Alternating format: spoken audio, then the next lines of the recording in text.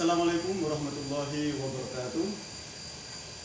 Jumpa lagi bersama saya Safiuddin melalui channel YouTube saya Safiuddin Syarif.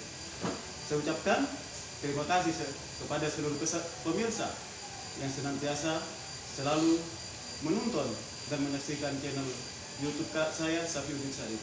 Semoga kehadiran channel YouTube Safiuddin Syarif bisa memberikan motivasi sekaligus inspirasi kepada kita semua. Amin. Nah, sore ini di tengah cuaca Sumeneb yang hujan, ya, udara dingin, kita ditemani oleh wedang jahe untuk menghangatkan tubuh kita, menjaga imunitas di tengah pandemi corona yang belum berakhir ini. Nah, spesial pada acara kali ini saya menghadirkan tamu khusus, seorang tokoh muda, tokoh milenial, bahkan calon intelektual muda asal Madura. Saya tidak akan berbicara banyak, akan saya langsung perkenalkan tokoh muda ini. Namun sebelumnya perlu saya sampaikan bahwa acara bincang-bincang pada kali ini temanya adalah gagasan pembentukan Provinsi Madura. Nah, sudah hadir tokoh muda, tokoh milenial, intelektual muda asal Madura yang akan membahas tentang ide pembentukan Provinsi Madura ini. Nah, langsung saya persilakan untuk memperkenalkan dirinya kepada seluruh pemirsa. Tadi sudah dikenalkan, nama saya Badrul Arifin. Saya dulu muridnya Pak Udin yang sangat luar biasa ini, pendidik ya, sangat inspirasi. Tetap berjuang di tengah corona, tetap mengajar dengan tetap memberikan inspirasi melalui akun YouTube-nya. Silakan Pak, kira-kira apa? Nah, perlu diketahui sebagai informasi bahwa tokoh yang hadir di hadapan kita semua ini bahwa dia lulusan jebolan UGM, FISIP ya, FISIPOL UGM, dan kebetulan dia mendapatkan beasiswa untuk melanjutkan kuliah S2 di negeri Korea, ya. Negeri Ginseng. Bukan Korea Utara kan? Bukan Korea Utara ya. Nanti saya jadi komunis. S2 ya, menempuh studi S2 di Korea. Di nama Korean Development Institute. Korean Development Institute S2 ya. Iya. Kita sudah berbincang dengan tamu spesial kita yang akan membicarakan tentang ide, ya, tentang ide pembentukan Provinsi Madura. Mas Arif, ya. Saya sapa demikian ya. Ya, siap. Saya rasa Mas Arif itu sudah mengikuti dinamika terhadap ide rencana pembentukan terhadap Provinsi Madura ini. Nah, sempat beberapa tahun yang lalu itu sempat muncul. Kemudian ada moratorium dari presiden untuk tidak ada pemekaran. Kemudian akhir-akhir ini ternyata muncul lagi. Gimana tanggapannya Mas Arif? Ya, suaranya gimana? Oh iya, saya rasa ini udah ide lama ya. Setelah adanya pasca reformasi itu kan terjadi Big Bang desentralisasi. Beberapa banyak daerah-daerah di Indonesia, baik kabupaten maupun provinsi, membentukkan diri dari dulunya masih kalau nggak salah 27 provinsi, sekarang menjadi 34. Yang terbaru adalah Provinsi Kalimantan Utara sama Kabupaten Pangandaran kalau nggak salah 2012 terakhir pemekaran terjadi itu. Nanti semenjak Presiden Joko Widodo dilantik, moratorium itu ditetapkan hingga sampai saat ini belum dibuka kapan lagi akan dibuka, karena kita tahu bahwa Undang-Undang Pemerintahan Daerah sudah berubah 3 kali, dari Undang-Undang Pemerintahan Daerah tahun 99, kemudian Undang-Undang Pemerintahan Daerah tahun 2004, Undang-Undang 32 tahun 2004, sekarang berubah lagi ke Undang-Undang 23 tahun 2014. Di situ juga ada sebenarnya klausul pemerintahan daerah, tapi sampai sekarang peraturan pemerintah turunannya belum dikerjakan oleh pemerintah, karena memang prioritas pemerintah adalah melakukan moratorium. Alasannya adalah karena kapasitas fiskal kita masih tidak mencukupi untuk membuka pemerintahan daerah. Di sisi lain juga prioritas ekonomi pembangunan Indonesia juga masih fokus pada pembentukan kawasan ekonomi khusus ketimbang membuka moratorium pemerintahan daerah. Itu yang menjadi alasan. Iya. sekarang gini Mas Badrul, kalau kita berbicara tentang Provinsi Madura, kita akan mengingat sejarah bahwa dulu ya ada negara bagian yang namanya negara Madura, ya, negara Madura. Nah, kira-kira ada persamaan nggak di wacana yang dibangun, ya, ketika secara politik pasti beda karena waktu itu kolonial kan, tapi kira-kira ada nggak persamaan atau titik temu wacana yang dibangun antara pembentukan negara Madura dengan wacana pembentukan Provinsi Madura? Kira-kira ada titik temunya nggak di situ? Nah, kalau saya lihat sebenarnya tidak ada sih, tapi wacana yang atau isu yang diangkat itu hampir sama karena isu identitas. Karena dulu kan di era tahun 1949, era Penentu Series itu kan negaranya begitu federal, dan itu juga banyak intervensi dari undang kolonial. Di situ ada perjanjian Den Haag yang mengharuskan ketika Indonesia mau diakui secara de facto maupun de jure oleh pemerintahan Belanda, dia harus menetapkan pola pemerintahan yang federal, dan satu negara bagian yang jadi negara di Indonesia adalah negara Madura kan. Tapi ya karena mereka basisnya memang identitas, dulu ada negara Sunda besar, Sunda kecil, dan negara Jawa Tengah, negara DIY, negara Jawa Timur yang memang latar belakangnya identitas. Sekarang juga yang dibawa isu yang paling dominan untuk menentukan diri adalah identitas. Dulu sekarang kan yang dibawa itu banyak elit-elit yang mengusulkan pembentukan Provinsi Madura itu bilangnya bahwa identitas beda. Jawa Timur adalah Jawa, sedangkan Madura sendiri. Sebenarnya ini isu-isu yang isu yang cenderung diada-adakan karena memang masalah administratif itu nggak ada hubungannya sebenarnya sama masalah identitas. Karena kita sudah tahu bahwa secara suku maupun budaya Indonesia multikultur kan, memang jangan sampai kesatuan seperti ini juga harus dibatasi dengan sekat-sekat administratif lagi seperti itu. Kalau memang isu identitas nanti makin banyak dong yang mengundurkan diri, kayak Banyuwangi bakal bikin provinsi sendiri karena mereka bukan Jawa sih. Nanti bisa jadi Situbondo bagian Tapal Kuda bisa percaya lagi karena dia secara identitas bukan Jawa, dia lebih ke banyak mayoritas itu Madura seperti itu. Sambil diminum dulu. Siap. Wedang jahe hangat. Ada sesuatu yang menarik barusan yang disampaikan Mas Arief, yaitu tentang identitas. Memang setelah pasca reformasi, di mana kita berada dalam euforia kebebasan, bahwa setiap daerah itu menunjukkan identitasnya. Mas Badrul, terhadap berkaitan dengan rencana isu pembentukan Provinsi Madura, apakah betul mereka mengangkat sebuah identitas? Apa tidak ada hidden agenda atau agenda-agenda lain? Oh, sebenarnya yang paling menonjol selain identitas adalah perkara kesejahteraan ya, mungkin karena banyak yang pengusulnya juga mengatakan bahwa Madura diantrikan oleh provinsi sebelumnya seperti Jawa Timur, karena memang secara IPM maupun secara kemiskinan itu berada di paling bawah, di 10 terbawah di Jawa Timur. Belum ada Kabupaten Madura tuh yang bisa menembus angka papan atas lagi, selalu berada di papan bawah itu. Kalau misalnya di kelasnya itu bakal degradasi gitu. Itu sebenarnya bukan perkara yang harus menjadi tanggung jawab provinsi sebenarnya, karena kita tahu bahwa dalam undang-undang kekuasaan daerah tersebut core dari otonomi daerah itu ada di pemerintah kabupaten. Ada di pemerintah kabupaten. Berarti kekuatannya itu ada di kabupaten, bukan di provinsi. Provinsi tidak status adalah sebenarnya perwakilan pemerintah pusat di daerah dalam melaksanakan asal desentralisasi seperti itu. Oke, Mas Arief, gini, menarik barusan itu tentang IPM, identitas, kemudian kesejahteraan, kemudian tentang IPM. Mas Arief, masuk akal enggak kalau seandainya para pengusung yang mengangkat isu akan membentukkan Provinsi Madura itu menggunakan isu IPM, menggunakan isu untuk meningkatkan kesejahteraan?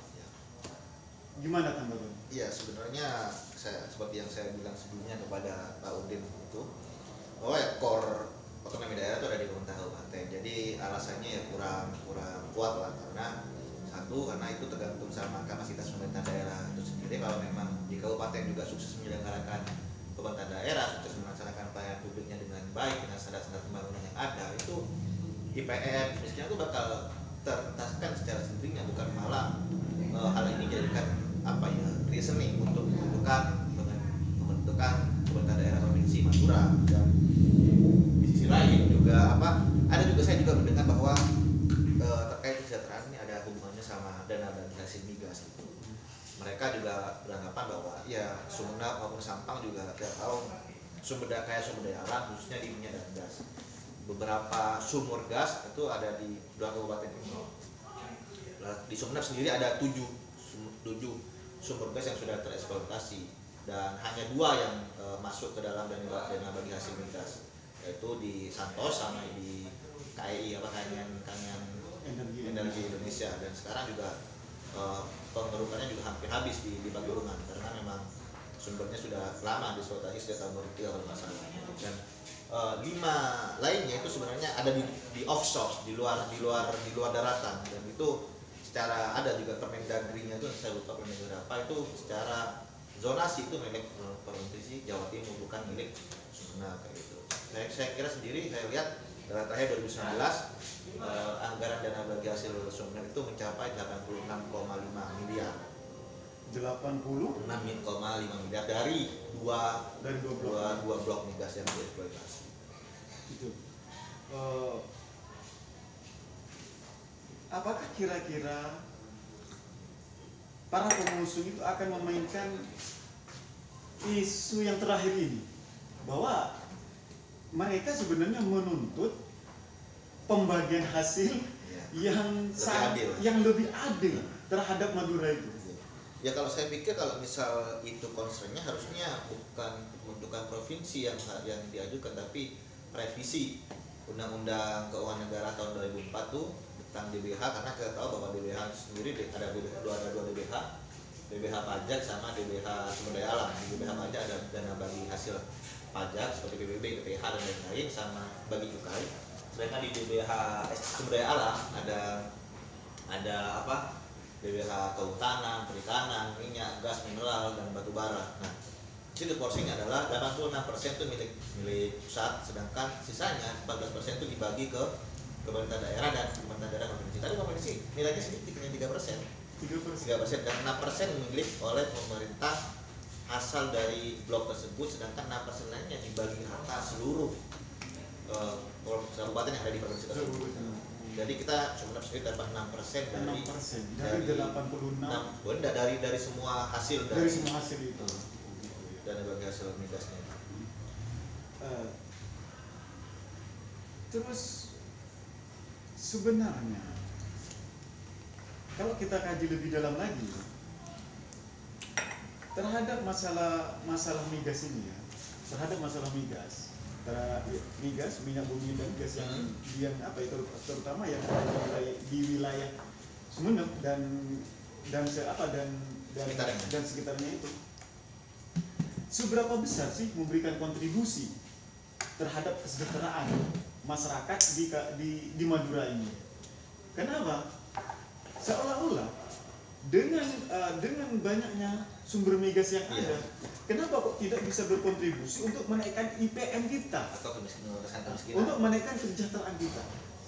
Ini pertanyaan saya, sebenarnya permasalahannya di mana? Sebenarnya itu isu sumber daya alam dalam kajian ekonomi politik itu ada 2. Jadi ada yang negara dengan sumber daya alam itu bisa maju, dan ada negara yang dengan banyak sumber daya alam itu justru jadi kutukan, atau dalam istilah ekonomi politik itu resource curse, itu kutukan sumber daya alam. Jadi selain tidak bisa mengelola, juga sumber daya alam ini menjadi sumber konflik gitu.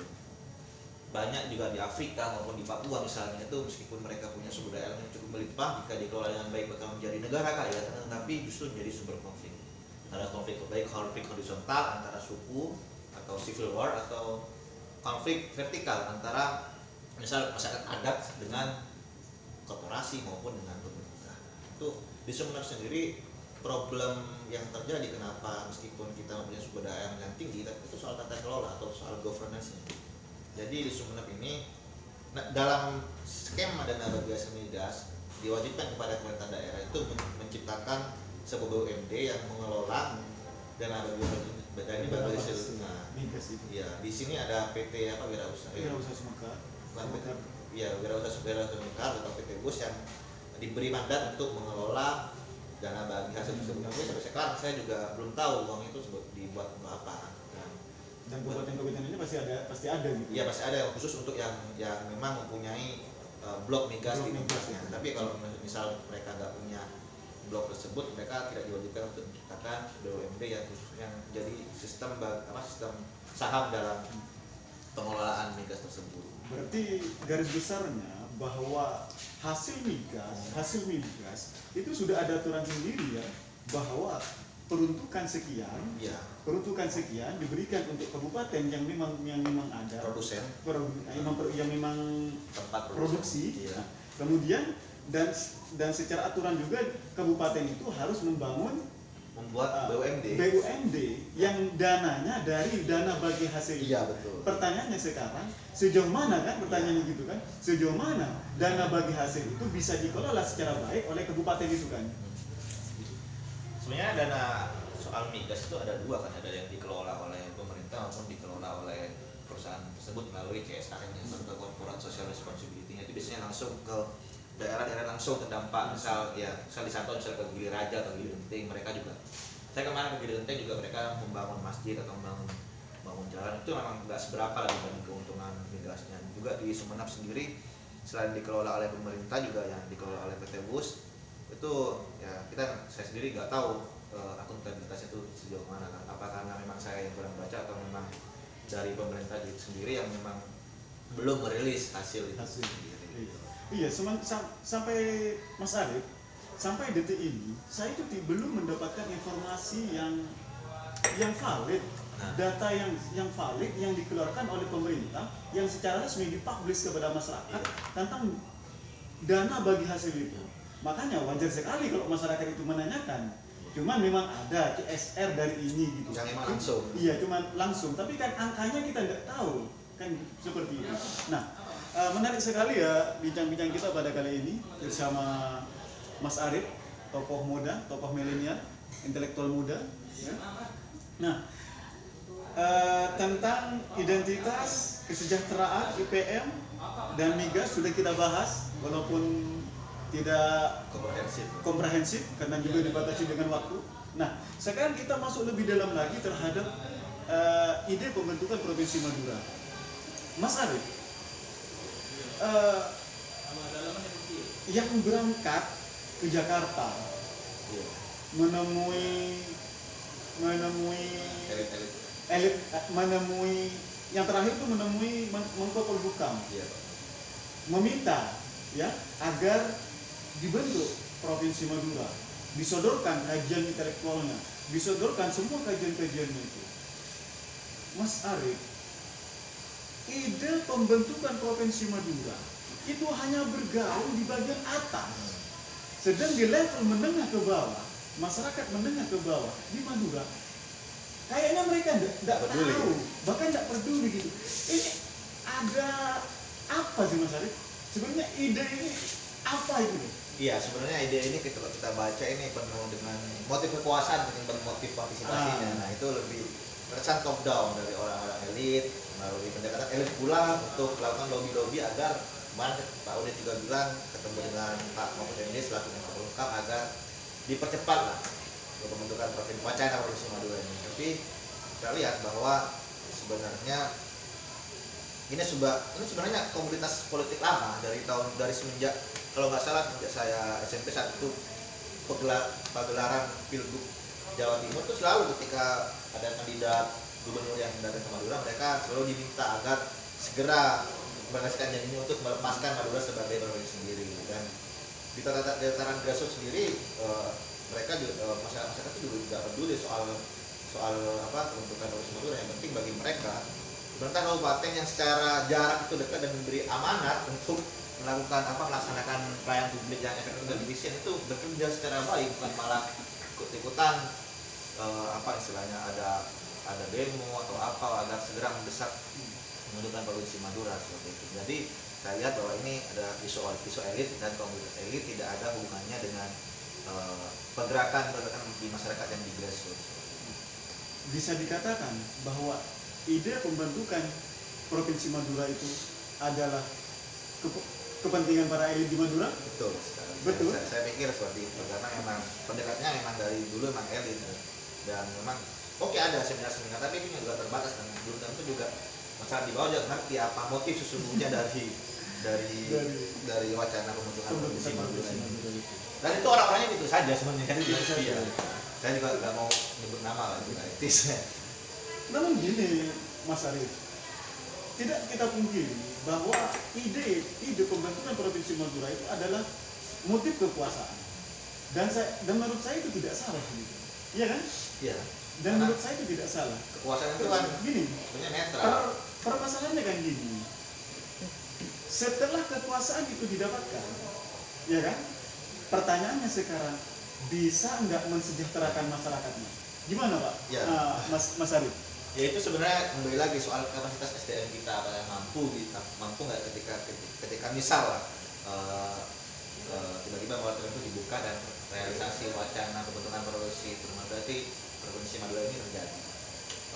Kita lihat bahwa siapa yang bakal mengisi plot-plot strategis di Provinsi Madura ini, apakah sesuai dengan kapasitas atau malah justru dikatakan raja-raja kecil baru itu yang harus kita harus perhatikan karena kita tahu bahwa kita harus buktikan dulu deh sebelum jauh-jauh meminta pembentukan Provinsi Madura, kita harus buktikan Pak Kabupaten ini mampu perform nggak dalam meningkatkan kesejahteraan atau meningkatkan IPM kita. Kalau Pak Kabupaten ini masih belum perform dan belum bisa mengangkat daerah-daerahnya melompat lebih jauh dalam pembangunan manusia maupun pembangunan kesehatan sosial, ya buat apa itu justru malah membebani keuangan negara lagi. Jadi studi yang dilakukan BPK semenjak 2003 sampai sekarang itu mayoritas daerah hasil pemekaran itu masih mempunyai ketergantungan yang tinggi dari daerah transfer pusat. Jadi dia masih belum bisa dibilang belum mandiri dari sisi keuangan daerah. Justru masih tergantung pada DAK, DAU dari pusat. Kira-kira para elit itu tahu nggak terhadap hasil BPK itu? Ya sebenarnya tahu, tapi mereka kan isu egoisme, ego sektoralnya yang ditonjolkan. Jadi mau nggak mau ya kita berbeda lah dengan Jawa Timur yang Jawa, kita Madura yang mau nggak mau kita harus bahkan sempat ada wacana mau memekatkan satu daerah entah di Kabupaten Sabang maupun di Sumedang menjadikan satu kabupaten lagi agar sesuai dengan kuota di undang-undang kota daerah sendiri. Oke. Nah, terus kita masuk lebih dalam, Mas Arief, sambil diminum. Saya sudah tinggal sedikit Pak. Sekarang kita hitung untung ruginya. Ya. Kalau seandainya kita jadi provinsi Madura ya, atau paling tidak kita sudah punya kalkulasi gitu, ya untung ruginya gitu. Kalau seandainya Madura jadi provinsi, apa untungnya sih?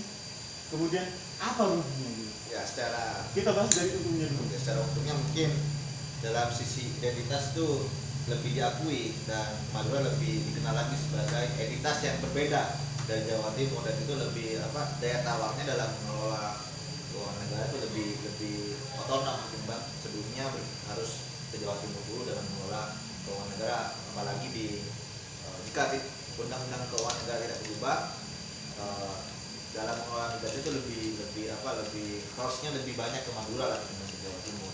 Tapi dalam sisi ya, mungkin itu saja sih yang bisa aku lihat sisi untungnya.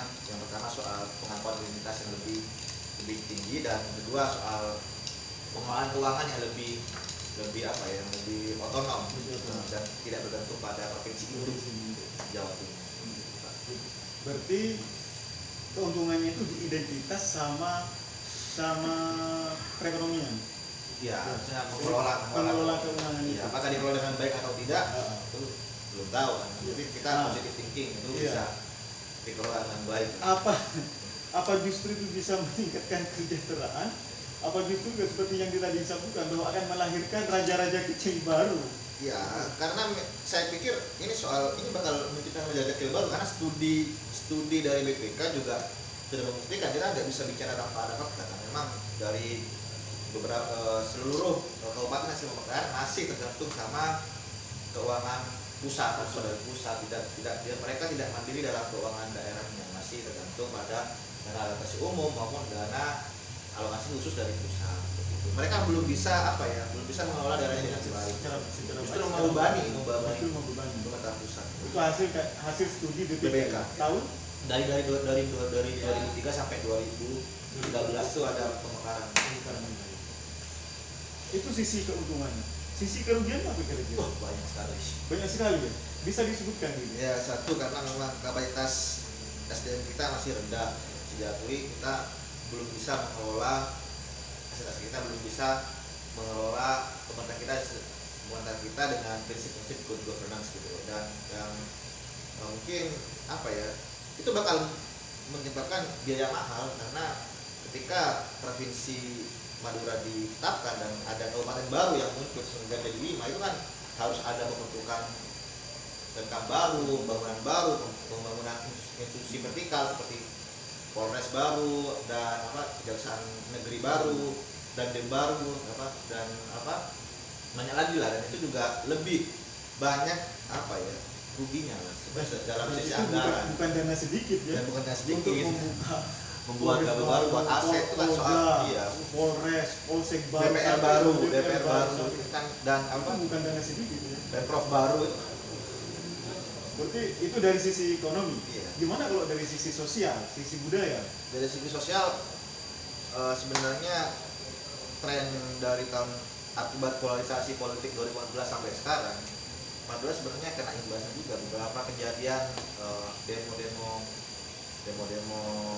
yang bernuansa hate speech itu juga muncul di Pamekasan maupun di Sampang terkait situasi politik nasional maupun situasi politik regional. Dan itu juga kejadian kemarin juga pas penggerbekan rumah Ibu Mahmud ini juga harusnya menjadi indikator yang harus dihitung apakah Madura secara sosial itu siap enggak menjadi provinsi. Dan ini harus dan ketika pemilihan umum gubernur Madura nanti terjadi, apakah tidak akan ada konflik yang sama dan mungkin lebih keras karena memang kita di luar oleh masyarakat luar Madura distigmakan masyarakat yang keras dalam bersosial, dan itu harus jadi pertimbangan khusus apakah kesiapan sosial itu bisa dijadikan salah satu indikator dalam pembentukan wacana provinsi Madura. Gitu ya. Kita bahas untuk ruginya ya sudah ya. Kemudian kita masuk akan saya tanyakan sebenarnya ide provinsi Madura itu bagi anak-anak muda itu gimana? Ya. Bagi kaum milenial gitu. Karena saya yakin Mas Arif itu sangat mewakili gitu. Udah. Bagi anak-anak milenial ini. Ya sebenarnya kalau menurut saya sejauh pengetahuan saya ketika ngopi-ngopi sama teman-teman sebaya itu sebenarnya mereka secara substansial nggak paham lah sebenarnya apa untuk ruginya provinsi Madura. Mereka hanya paham bahwa ketika Madura menjadi provinsi itu kita secara identitas bakal lebih terrekognisi, dan itu bisa mereka juga punya memori sejarah tahun seperti yang Pak Udin sebutkan, pernah sebenarnya kayak Madura pernah menjadi negara. Itu juga menjadi pride khusus bagi mereka ketika mereka berasal dari provinsi Madura, bukan Pulau Madura lagi, karena memang statusnya bakal setara dengan provinsi DIY, provinsi DKI, dan mereka bakal punya gubernur baru, bukan bupati lagi. Gubernur mereka bukan gubernur Jawa Timur, tapi gubernur Madura. Mereka secara identitas lebih terakui lah di mata nasional. Mungkin itu aja yang saya lihat, tapi secara substansi mereka masih belum banyak yang paham. Tapi di beberapa orang juga paham kalau ini hanya agenda elit dan nggak ada hubungannya sama kesejahteraan atau kondisi sosial yang mereka perjuangkan. Ternyata di golongan masih ada seperti itu ya. Terus Mas Arif, untuk kondisi yang saat ini relevan nggak sih ide pembentukan provinsi Madura ini untuk kondisi yang saat ini? Ya, dan khususnya kondisi Madura yang seperti ini ya, juga nanti hubungan kondisi secara nasional. Yang pertama, dalam kondisi Madura sebenarnya nggak relevan sama sekali, seperti yang saya tekankan di awal. Core dari otonomi daerah itu dari pemerintah kabupaten, sehingga tidak perlu lah sampai melakukan konsolidasi untuk menuntut terrealisasinya Provinsi Madura. Dan secara sosial juga kita masih dipenuhi beberapa kali konflik horizontal di tingkat tatanan kabupaten, meskipun itu hanya terjadi di beberapa kabupaten saja, tidak semuanya. Dan secara kapasitas SDM juga masih belum baik lah, dan juga dari sisi pencapaian pembangunan juga masih berada di 10 papan bawah, 10 terbawah di Jawa Timur. Kalau misal beda ceritanya kalau beberapa kabupaten di Madura sudah mulai perform dalam ininya, performa manajerialnya. Misal ada 3 kabupaten yang menempati papan atas IPM di Jawa Timur, itu boleh dijadikan modal untuk mengusulkan terciptanya provinsi baru. Kita tahu bahwa sebenarnya kalau kan tahun lalu saya sempat menjadi Bappenas di Direktorat Otonomi Daerah, usulan daerah otonom baru yang masuk ke Mendagri ada 144 kabupaten dan provinsi yang pengen mekar.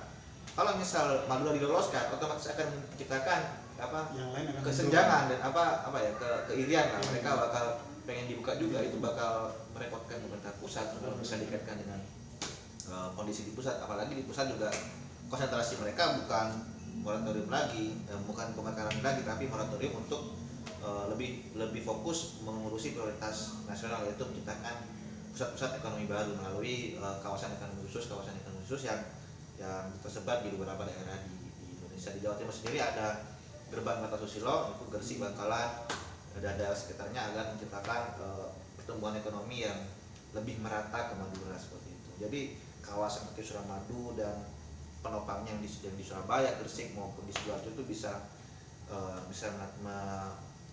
meneteskan kue ekonomi ke Madura. Oke, semakin menarik perbincangan ini ya. Jangan lupa minum dulu. Lama-lama Pak. Berbicara tentang apa yang barusan disebutkan tentang Suramadu. Ya, ini meluas sekali. Diharapkan bahwa apa namanya tadi? Gerbang kawasan ekonomi khusus baru, Gerbang Kartosusilo, yang berkaitan dengan Suramadu. Iya. Nah, Badan Pembangunan Wilayah Suramadu, BPWS. BPWS itu kan harapannya dari pembangunan jembatan Suramadu itu akan berakibat ya, akan menimbulkan efek domino. Iya. Menimbulkan perkembangan ekonomi di 4 kabupaten di Kabupaten Sumeneb itu. Kalau kita kaji, dia kan dibikin amanat kan? Iya. Ada dana. Goalsnya. Iya. Ada dana. Kemudian ada payung hukumnya. Iya. Seberapa aktif mereka itu dalam menjalankan amanah itu untuk menciptakan perkembangan di Madura itu. Ya, terkait BPWS ya Pak, ini baru saja oleh Presiden Jokowi BPWS itu dibubarkan melalui Kepresnya, karena memang secara capaian pembangunan maupun capaian reformasi birokrasinya sudah bersama dengan Dewan Riset Nasional dan Badan Olahraga Nasional Indonesia itu dibubarkan dan dikembalikan lagi ke induknya. Jadi BPWS dikembalikan lagi ke Kementerian PUPR, dan itu karena memang secara performa mereka belum maksimal, karena di beberapa tahun terakhir ini anggaran mereka tuh banyak yang nggak terserap, dan target-target mereka juga belum maksimal lah dalam merealisasikannya. Tapi meskipun demikian ada capaian-capaian juga, seperti misal mereka secara informasi publik juga bagus, tapi memang itu menjadi alasan, itu nggak menjadi alasan Presiden mempertahankan BPWS itu sendiri. Dan beberapa kali BPWS juga dikritisi oleh legislator dari Madura gitu, karena memang selain perannya yang belum jelas dan memang kontribusinya masih minim lah, seperti itu. Memang diperlukan pendekatan lain yang memang bisa membuat pembangunan Madura itu lebih terangkat. Kita harapannya itu kan dengan adanya Suramadu itu kan bakal tersambung antara Madura Jawa Timur. Lah kok sekarang pengen pisah gitu. Ngapain bangun Suramadu kalau memang pengennya supaya menyatu? Iya, ini malah pengen pisah. Setelah diberi jembatan mau pisah. Itu penting dihancurkan aja biar sekalian pisah. Sebelah tangan. Iya. Nah, terakhir ini Mas Ali. Iya. Tadi sempat diungkap tentang IPM Madura ada di 10 Di bawah. ya, Kemiskinan ada di juga. papan bawah 10, selalu di situ. Kemudian hubungannya dengan kemampuan dan kemaksimalan dalam mengolah keuangan yang ada, baik dari pusat ataupun dari dana bagi hasil itu sempat dijadikan alasan bahwa IPM kita rendah karena kita tidak leluasa, tidak maksimal di dalam mengelola keuangan yang masuk kepada kita. Bagaimana itu, Pak? Ya sebenarnya seperti yang saya ungkap di awal bahwa ya provinsi hanya dapat 3% bos dari dana bagi hasil sendiri, dan 6%-nya memang ada di Pemkab, dan sisanya 85% itu ada di 75% ada di nasional, dan itu yang harus diformasi, bukan malah menjadi provinsi sendiri. Jadi ketika Mekar menjadi provinsi itu cuma dapat tambahan 3%, itu udah kurang maksimal. Yang perlu dilakukan agar misal DBH-nya Sumedang maupun Sampang lebih terangkat, ya harusnya melakukan revisi kepada MK atau bisa menggalang konsolidasi dengan kabupaten-kabupaten yang kasih tugasnya untuk merevisi Undang-Undang Keuangan Negara tentang skema pembagian dana hasil migas itu sendiri. Berarti kesimpulannya dari Mas Arief tidak perlu membuat provinsi baru kalau hanya untuk menuntut dana bagi hasil yang layak, yang madurawi dan manusiawi. Lebih baik diusulkan revisi Undang-Undang tentang Keuangan Negara tahun 2003. Nah, pemirsa semua, kita sudah berada di akhir bincang-bincang spesial kita bersama tokoh muda, tokoh milenial, intelektual muda asal Madura, dan cukup lama kita berbincang tentang ide pembentukan Provinsi Madura. Sebenarnya banyak yang akan kita tanyakan. Bisa 3 SKS ini. 3 SKS sebelum Mas Arief itu pergi ke Korea. Saya ucapkan terima kasih kepada seluruh pemirsa, penonton channel YouTube Syafiuddin Syarif. Semoga apa yang kita perbincangkan pada kesempatan kali ini bisa menjadikan inspirasi dan pengetahuan bagi kita semua, dan membuat kita lebih baik dan terus semakin baik. Saya ucapkan terima kasih. Tonton terus channel YouTube Syafiuddin Syarif. Subscribe juga. Jangan lupa subscribe juga ya. Dan share. Saya ucapkan selamat kepada Mas Arief. Terima kasih. Yang nanti akan berangkat ke Korea menempuh dan menyelesaikan studi S2-nya di negeri Korea. Amin. Dan kita jumpa lagi di waktu yang beda, tempat yang beda, dan dengan tema yang berbeda. Terima kasih. Assalamualaikum warahmatullahi wabarakatuh. Waalaikumsalam warahmatullahi wabarakatuh. Sukses. Stop ya.